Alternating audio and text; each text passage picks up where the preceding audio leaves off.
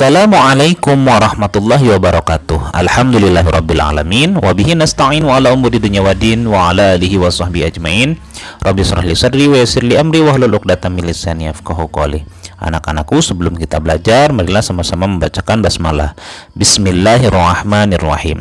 Seperti yang kita ketahui, minggu kemarin kita belajar tentang hukum nun sukun dan tanwin, yaitu ada izhar, idgham bigunah, idgham bilagunah, iqlab dan ikhfa. Langsung saja kita bahas kembali ya untuk mereview, yaitu hukum izhar.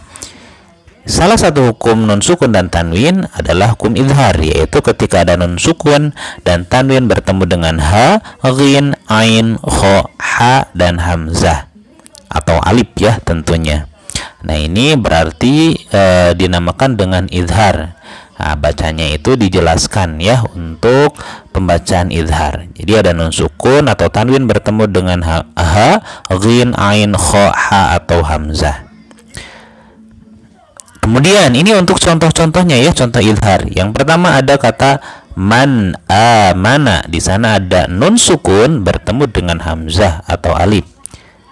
Kemudian contoh izhar yang kedua ada min khairin, itu untuk kha ya, ada nun sukun bertemu dengan kha. Kemudian an'amta, ada nun sukun bertemu dengan ain. Kemudian ada anharun, ada nun sukun bertemu dengan ha ya, ada di di tampilan video. Nun sukun bertemu dengan ha.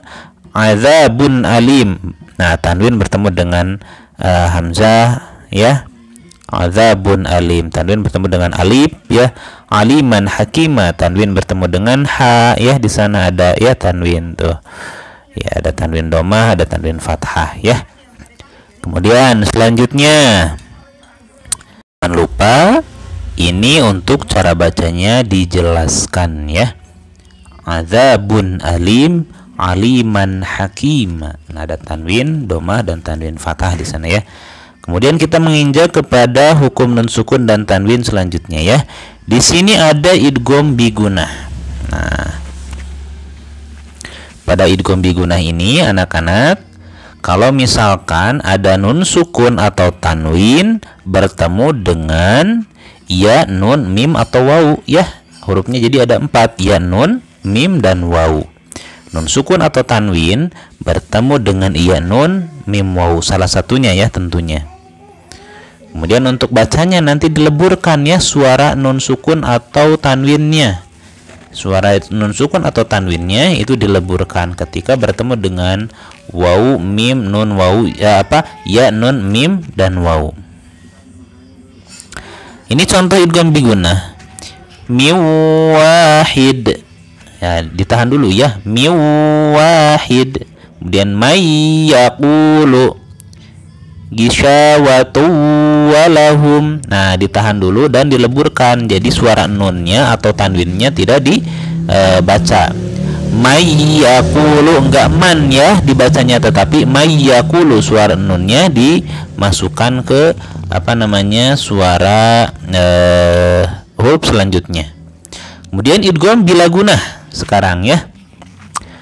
Idgham bilagunah ketika ada nun sukun atau tanwin bertemu dengan salah satu huruf lam atau ro. Jadi huruf idgham bilagunah itu ada 2, lam dan ro. Nun sukun atau tanwin bertemu dengan lam atau ro, maka itu disebutnya dengan idgham bilagunah. Nah, ini bedanya tidak dipanjangkan ya bacanya. Mir rabbikum. Jadi jangan ditahan dulu, langsung aja mir rabbikum. Min ladunka.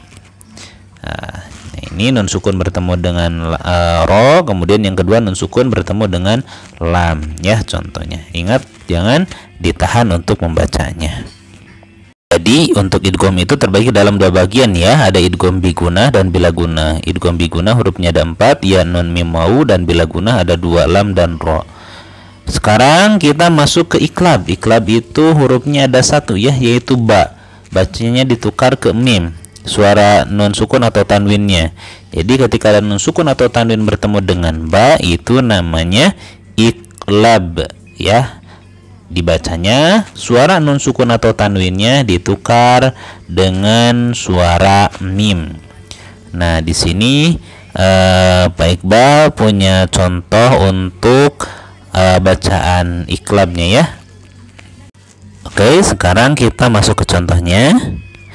Yang pertama ada kata min ba'di, nun sukun bertemu dengan ba, jangan dibaca min ba'di. Yang kedua amadam ba'i, dan nun tanwin bertemu dengan ba, jangan amadan ya dibacanya.